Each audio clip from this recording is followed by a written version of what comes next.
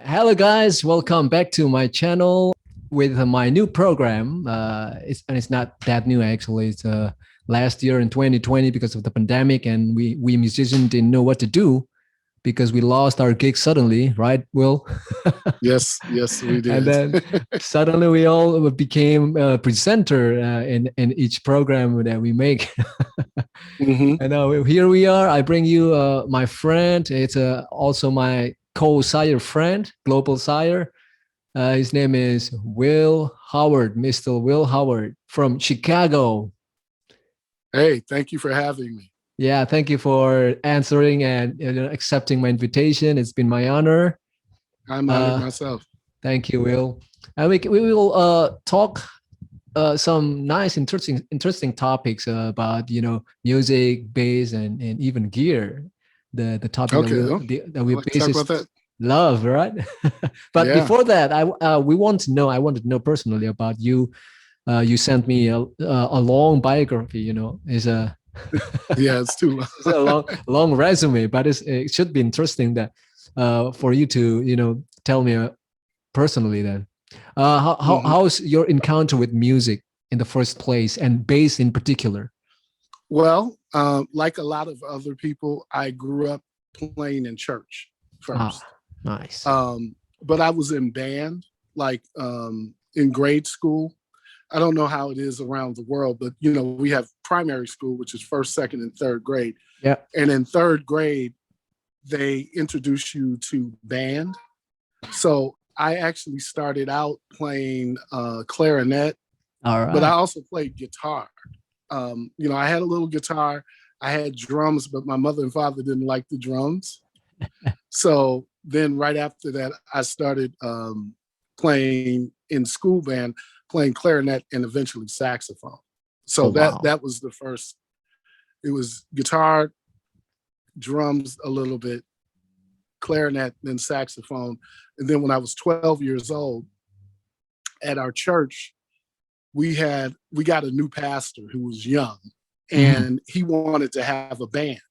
So a guy showed up with some drums and a guy showed up with a bass.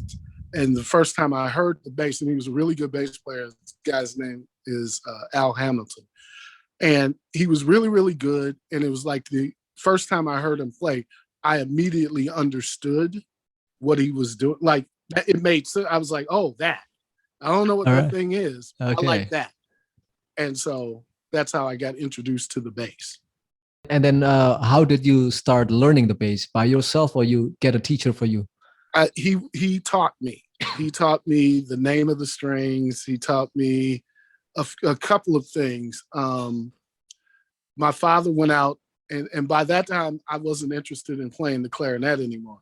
So my father went to a music store and traded my clarinet for a really simple little bass. Okay.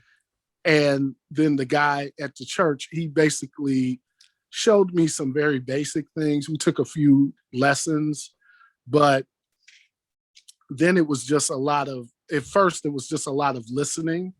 listening to records and watching him play, and then eventually watching other people play. Um, like I said, I started out playing at church. So every Sunday when we would go somewhere and they would have a bass player, I would watch it and I would learn. Um, then when I was about 14, the guy who started me out on bass, also played keyboards. And he told me, you should take piano lessons. So I was like, okay. And my friend's mother was a music teacher who taught piano. So I asked her for some lessons. And so that's where I learned theory, was Okay. playing piano. So do you still That's remember basically. what the bass that Mr. Al used at that time? What the Oh, brand? Al had a Ibanez Musician. Um, and the first record I ever played on, I borrowed his Ah, Ibanez Musician to play on it because it was better than the bass I had at that time for recording. And I actually am still looking for that model. It's like a 1980, it's a early 80s Ibanez Musician, so the brown one. the Japanese made then.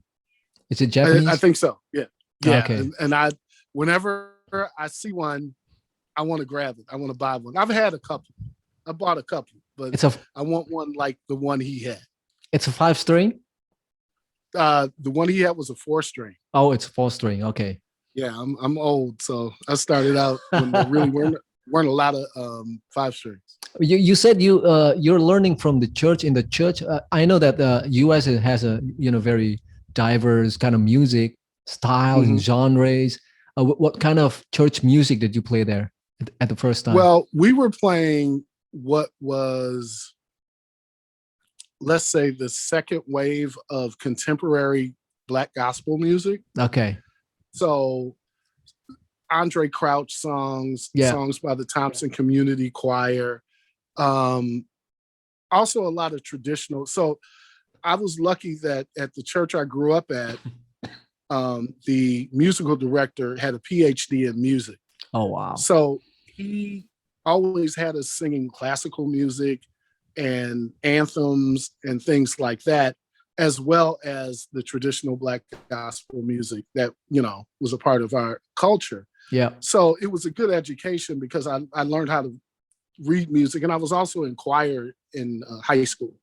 And so I learned how to read music, and I knew theory from playing the piano. So it was a nice combination. It's interesting that you said you were in the second wave of the contemporary Black gospel. So what does it mean? For us, if you look at it from a historical perspective, the first wave of contemporary gospel music was the Hawkins singers. Okay, I'm sure you've heard "Oh Happy Day." Yeah. So at one point, all of that music was brand new, and so when I started playing was maybe 10 or 15 years after that came through. But a lot of the churches were just getting into, like when I first started playing, they were just going. So it was like Andre Crouch. Yeah. I'm trying to think, like I said, people like the Thompson Community Choir. I can't think of the name of it, but a lot in Chicago, and being that I'm in Chicago, a lot of that music came from Chicago. Yeah. So the Albertina Walkers, all these people, as the music got more contemporary and it always had like really strong bass parts, really strong drum things, stuff like that. All of that was happening when I first started playing. So like they had already made that transition, and it had more to do with so there were like jazz and blues influences in all of this R&B, a lot of R&B influence in all of that music. So that's the second wave of it. So that's what we were doing. And now is there any third wave? What wave is it now? They're probably on the 10th wave. Okay, because it's the style has evolved so much that I don't play a whole lot of gospel per se.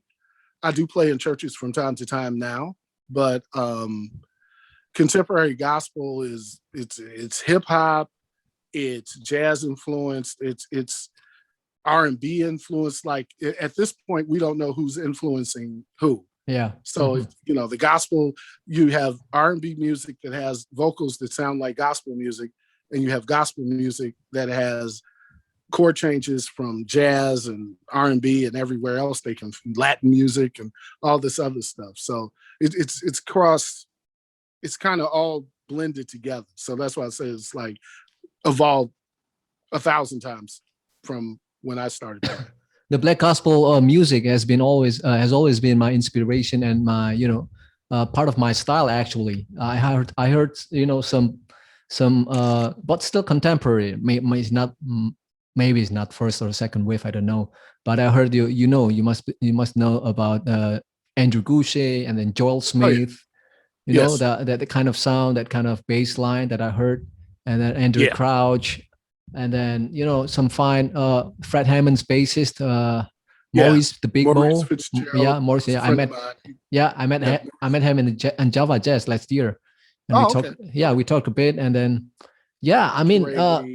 Sheree, no doubt, Sheree Reed. I heard that guy as well, and then once I was in Boston, I was in Boston. I was trying to get into the kind of black gospel, really heavy side, you know, the Mhm. one that I was expecting with lots of running chords and everything.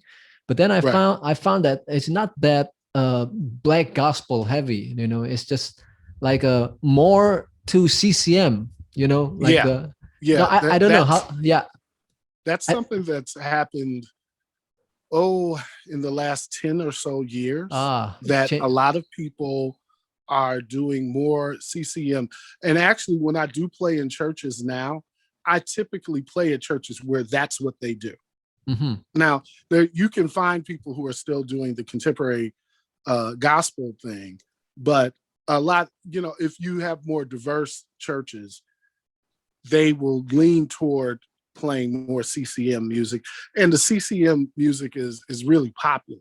Yeah, So that's something that a lot, as people have moved away from having big choirs yeah, and having smaller groups and praise teams, it seems like the CCM style yeah. um, benefits that, and so that's what you're beginning to see a lot.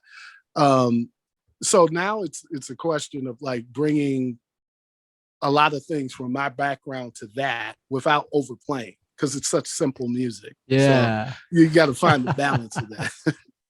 Yeah, some people, you know, like when they hear the kind of black gospel, like in 80s or 90s or 20s, you know, Yeah, 2000, around 2000, it's like, you know, lots of running chords and flashy kind of bass lines, but it's very right. interesting. But then Yeah, it's here, interesting. yeah, but here now is like more contemporary, and then sometimes I lost, oh, where I need that kind of old gospel bass line. Right. Right.